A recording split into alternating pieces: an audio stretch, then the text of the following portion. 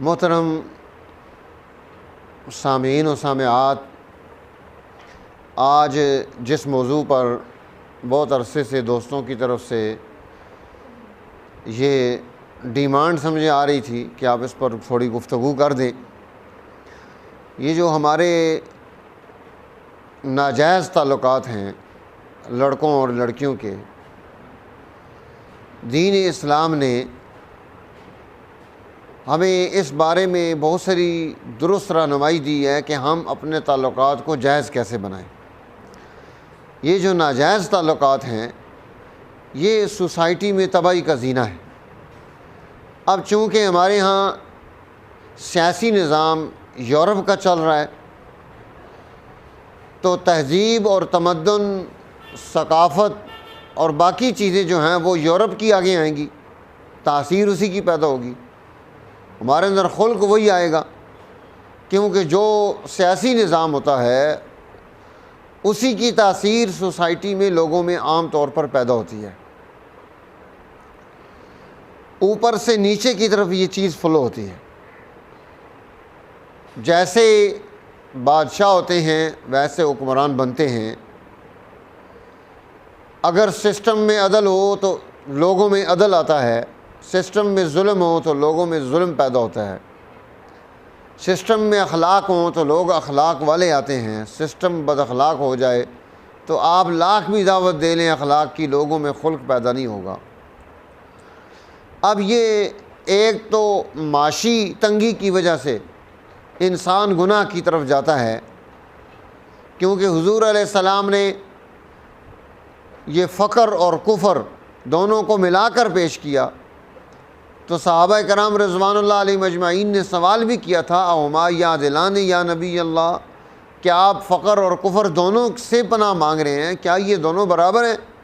تو آپ نے فرمایا تھا کہ فقر جو ہے کاد الفقر ان یکون کفرا، یہ کفر کی طرف لے کر جاتا ہے۔ اب آپ شریعت اسلام نے جو ہمیں قوانین دیے ہیں، محرمات بتائے ہیں، ان محرمات اور ان قوانین کو اگر ہم اپنے خاندانی نظام میں نہیں لے کر آتے تو پھر ہم سوسائٹی میں اچھے نتائج حاصل نہیں کر سکتے۔ جیسے چچا ہے، تایا ہے، ماموں ہے، ان کی جو اولادیں ہیں، یہ اولادیں آپس میں ایک دوسرے کے گلے مل رہی ہوں، کزن ہے جی، او جی بھائی بہنیں ہیں جی، دین اسلام نے جب اس چیز کا فرق رکھا ہے تو ہمیں اس فرق کو قائم کرنا چاہیے۔ اگر ہم یہ کہیں گے نہیں خیر ہے کچھ نہیں ہوتا، اپنے بچے ہیں، اکٹھے رہتے ہیں، کوئی فرق نہیں پڑتا، آپ کو ابھی فرق نہیں پڑ رہا ہے لیکن ایسا ایسا فرق پڑنا شروع ہو جائے گا۔ دیکھیں دین اسلام ہمیں رہنمائی دیتا ہے۔ حضور علیہ السلام نے فرمایا جب بچہ 7 سال کا ہو اسے نماز کی عادت ڈالو، جب 10 سال کا ہو جائے فَاضْرِبُوهُمْ بِعَشْرٍ، اگر وہ نماز نہ پڑھیں تو اسے تھوڑی سرزنش دو تاکہ اسے احساس ہو۔ اور تیسری چیز فرمائی فَرِّقُوا مَضَاجِعَهُمْ، اب یہاں 10 سال کے بعد ان کے بسترے جدا جدا کر دو، 2 بہن بھائی یا 2 بھائی یا 2 بہنیں ایک بستر پر نہ سوئیں۔ اب آپ دیکھیں کہ شریعت اسلام نے 10 سال کی عمر سے بہن اور بھائی کو، بھائی اور بھائی کو، بہن اور بہن کو الگ بستر کر دیے۔ کیوں کیے؟ یہاں سے اخلاق کا ایک نیا دور پیدا ہو رہا ہے، یہاں سے آپ اس کی تعلیم اور تربیت کا نیا دور پیدا کر رہے ہیں 10 سال کی عمر سے۔ جب 10 سال کی عمر میں ان کو اکٹھا لیٹنے کی اجازت نہیں دے رہی شریعت، آپ ان کو جناب جوانی میں گلے ملا رہے ہیں، ہاتھ ملا رہے ہیں، گپیں ہو رہی ہیں ایک دوسرے کے پاس بیٹھ کر، یہ خرابی کا ذریعہ بنتا ہے۔ اس لیے ہمیں اپنے خاندانوں میں، چونکہ اب ہمارے ہاں سسٹم نہیں ہے تو ہمیں خود سسٹم کو قائم کرنے کی ضرورت ہے۔ پھر اس کے بعد ایک چیز یہ آتی ہے، میں اسپیشلی اپنی بہنوں سے، بچیوں سے یہ درخواست کرتا ہوں، والدین اپنی اولاد کے بارے میں کبھی بھی غلط نہیں ہوتے. عموماً ہوتا ایسے ہے کہ جو آدمی آپ سے کسی چیز کی خواہش رکھتا ہے وہ آپ کی منت کر رہا ہوتا ہے جب تک اس کی خواہش پوری نہیں ہوتی، اور وہ بڑا میٹھا میٹھا بن کے آتا ہے، اس کے بڑے اچھے الفاظ ہوتے ہیں، القابات ہوتے ہیں. ماں باپ جو ہیں وہ ایک ترتیب کے ساتھ بچے کو چلا رہے ہوتے ہیں. اب ہم کہ ادھر ہمیں نرمی مل رہی ہے، ادھر سے سختی مل رہی ہے، تو ہم نرمی کی طرف جانا شروع ہو جاتے ہیں. میری بہنوں، نرمی یا نرم گفتگو یا نرم لہجہ یہ وقتی ہے، یہ صرف مزہ حاصل کرنے کے لیے ہو رہا ہے. اور ادھر جو سختی ہے وہ اس لیے نہیں ہے کہ آپ کے ساتھ دشمنی ہے. اگر دشمنی ہوتی تو روٹی کیوں دیتے؟ دشمنی ہوتی تو کپڑا کیوں لا کے دیتے؟ دشمنی ہوتی تو آپ کو تعلیم کیوں دے رہے ہوتے؟ آپ کی ضرورتیں کیوں پوری کر رہے ہوتے؟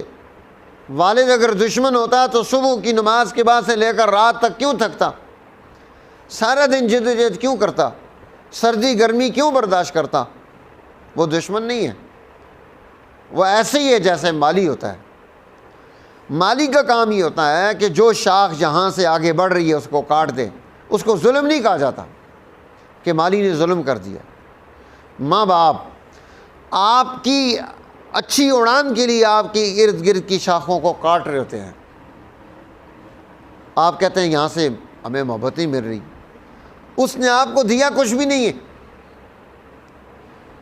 خرچہ برداشت کروائیں. دیکھو ماں باپ آپ سے کوئی خواہش نہیں رکھتے لیکن آپ کا خرچہ 10 سال 15 سال برداشت کرتے ہیں. آپ اگر دوستی لگانی ہے تو آپ اس کو کہو ٹھیک ہے میرے ماں باپ میرا خرچہ برداشت کر رہے ہیں، میرا خرچہ تم برداشت کرو 5-6 سال پھر میں دیکھتی ہوں. دیکھو دودھ کا مجنو ہے یا جو ہے نا جناب خون دینے والا ہے. اب سارے دودھ کے مجنو چسکے لگانے کے لیے آتے ہیں. جو چسکا لگا رہا ہے آپ نے اس کے ساتھ اپنی زندگی گزارنے کے بارے میں فیصلے کر لیے اور سوچا نہیں. اور پھر جو آپ نکاح سے پہلے استعمال کرنا چاہتا ہے نکاح کے بعد آپ پہ اعتماد کیسے کرے گا؟ وہ آپ کے بارے میں شک میں ہوگا کہ یہ اگر نکاح سے پہلے میرے ساتھ جڑ سکتی ہے لڑکی تو نکاح کے بعد میں نہیں ہوں گا تو کسی اور کے ساتھ بھی جڑ جائے گی. آپ نے اپنی عزت کو خود ضائع کر دیا، اپنے آپ کو بربادی کے راستے پر لا کر کھڑا کر دیا. ہم بچیوں کی تعلیم کے خلاف نہیں ہیں. اہل علم نے، اسلام نے سب سے زیادہ عورت کو تعلیم دی ہے. کیوں؟ عورت کی تعلیم سے اگلا پورا دور تعلیم یافتہ ہوتا ہے. اسلام کے بارے میں یہ رائے رکھنا کہ یہ تعلیم میں کوئی پابندی لگاتا ہے، نہیں. جب یورپ میں بچیوں کی تعلیم پر سٹرائک ہو رہی ہے اور وہ پولیس اسے اٹھا کر لے کر جا رہی ہے، جب یورپ میں بچی کی عام سی تعلیم شروع ہوئی تھی اس سے 1000 سال پہلے مسلم یونیورسٹی نے بچیوں کے لیے سائنس کی تعلیم بھی جاری تھی. اسلام یا مسلمان سسٹم آپ خواتین کو، آپ کی تعلیم کو آپ پر اس طرح کی کوئی پابندی نہیں لگاتا. لیکن جہاں خطرہ پیدا ہو عزت کا، جہاں خطرہ پیدا ہو ناموس کا، جہاں خطرہ پیدا ہو عفت کا، جہاں خطرہ پیدا ہو پاک دامنی کا، اسلام نے وہاں پر پابندی لگائی. اب آپ کے سامنے میں نے مثال رکھی ہے کہ 10 سال کی عمر میں اسلام نے کہا کہ فرقوا مضاجعہم، ان کے بسترے جدا کرو تاکہ ان کے اندر خلق اعلیٰ پیدا ہو، بد اخلاقی پیدا نہ ہو. اور اسی طرح دین اسلام جہاں کوئی آدمی اس کی ایکسیس میں چیز آ رہی ہوتی ہے شریعت نے وہاں پر پابندی لگائی. حضور صلی اللہ علیہ وسلم سے ایک صحابی نے سوال کیا، اکبر الکبائر، بڑے بڑے جو گناہ ہیں، عظیم گناہ، مہلکات، جو ہلاک کر دینے والی چیزیں ہیں وہ کون سی ہیں؟ آپ صلی اللہ علیہ وسلم نے وہ گنوائیں، 1 2 3 4 5 6 7 10 تک بھی آتا ہے. ان میں سے ایک مہلکات، ایک بڑا عظیم گناہ، وہ اللہ کے نبی کیا ارشاد فرما رہے ہیں، ان تزنی خلیلۃ جارک، کہ تو اپنی پڑوسن کے ساتھ زنا کرے۔ اب دیکھو پڑوس میں انسان جب ہوتا ہے، پڑوسی کے حقوق بیان ہوتے ہیں، آنا جانا ایزی ہوتا ہے، دیواریں سانجھی ہو جاتی ہیں، رابطے آسان ہو جاتے ہیں، اعتماد کی کیفیات پیدا ہو جاتی ہیں، چیزیں لانا لے جانا، گھر والوں کو کوئی چیز ضرورت ہوئی، ساتھ والے کسی کو کہا یہ چیز لا دو، وہ لے کر آ رہا ہے۔ اب اللہ کے نبی بڑے گناہوں میں سے، بڑی ہلاک کر دینے والی چیزوں میں سے جن چیزوں کو پیش کر رہے ہیں، الاشراک باللہ، اللہ کے ساتھ شرک کرنا، حقوق الوالدین، ماں باپ کی نافرمانی کرنا، اور جھوٹی قسمیں اٹھانا، اور فلاں فلاں، ان میں سے ایک چیز یہ بیان کی، ان تزنی خلیلۃ جارک، تو اپنی پڑوسن کے ساتھ زنا کرے۔ یہ اکبر الکبائر میں سے ہے، یہ بڑے گناہوں میں سے ہے، یہ بڑے جرم میں سے ہے، یہ بڑے ہلاکت میں، تباہی میں، بربادی میں ڈالنے والی چیزوں میں سے۔ آج آپ دیکھیں ہمارے ہاں کیا حال ہو گیا، یونیورسٹیز میں کثرت کے ساتھ یہ چیزیں اب جو ہے نا اوپن ہونی شروع ہو گئی۔ اسلامیہ یونیورسٹی بھاولپور میں کیا ہو رہا ہے، پشاور کی یونیورسٹیوں میں کیا ہو رہا ہے، لاہور کی یونیورسٹیز میں کیا ہو رہا ہے، اسلام آباد کی یونیورسٹیز میں کیا ہو رہا ہے۔ کیوں ایسا ہو رہا ہے؟ ہمیں اپنی عزت و ناموس کی حفاظت کی ضرورت پیش آئے گی، اور ہمیں اس کو قائم کرنا ہے، عزتوں کو قائم کرنا، پردوں کو قائم رکھنا، اور وہ لوگ جو آپ کی خدمت میں مصروف ہیں اور آپ پر پابندی لگاتے ہیں، بچوں پر ہو یا بچیوں پر، ان کے بارے میں بد ظن مت ہوں، ان سے دشمنی مت منہ لے لیں، کسی کی کوئی اچھی میٹھی بات سن کے اس کے پیچھے مت چل پڑیں، اور اچھی چیز کو پروان چڑھانا، بری چیز کو روکنا، یہ ہماری ذمہ داری ہے۔ اب سب سے اہم چیز یہ ہے کہ آپ کے ماں باپ، اگر کوئی معاملہ ایسا آ بھی جاتا ہے، کوئی ٹیچر نے ایسا کر دیا، پروفیسر نے ایسا کر دیا، تو والد جو ہوتا ہے اس کے ساتھ گفتگو کرنی چاہیے، بھائی کے ساتھ گفتگو کرنی چاہیے، لیکن پہلے والد سے کر لے تو اچھا ہے کہ بھائی جذباتی ہے، وہ جذبات میں آ کر غصے میں کوئی غلط فیصلہ نہ کر دے۔ والد بھی بھائی ہوتا ہے، لیکن چونکہ وہ والد ہوتا ہے، وہ سوچ رہا ہوتا ہے کہ اپنی عزت بھی بچا لے، اور سوسائٹی اور سماج میں اپنا رکھ رکھاؤ بھی بچا لیں، اور اس کے ساتھ ساتھ مسئلہ بھی حل کر لیں۔ تو اصل طریقہ تو یہی ہے کہ ہم ایسے انداز سے کام کریں۔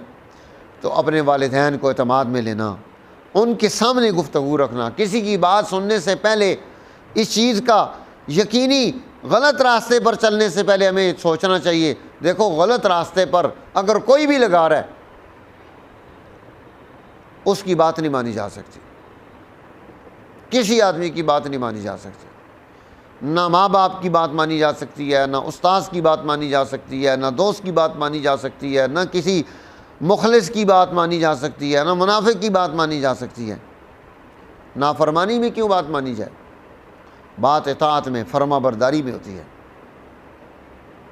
لا طاعت لمخلوق فی معصیت الخالق، مخلوق کی اطاعت وہاں نہیں ہے جہاں خالق کی معصیت آ جائے، اس کی نافرمانی کا راستہ کھل جائے۔ تو ناجائز تعلقات سوسائٹیوں کو، خاندانوں کو تباہ کر رہے ہیں،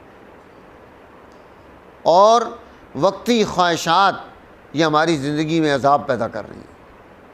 جتنا ہم ان سے بچیں گے، جتنا ہم اہتمام کریں گے، جتنا ہم شریعت کے دائرے کے اندر چلیں گے، انشاءاللہ اتنا فائدہ ہوگا۔ آپ عمل کر کے دیکھ لیں، ہر بندہ شریعت کے چھوٹے سے چھوٹے حکم پر بھی عمل شروع کر دے تو اس کو اللہ کی مدد حاصل ہوتی ہے۔ آپ کر کے دیکھیں، انشاءاللہ مزہ آئے گا۔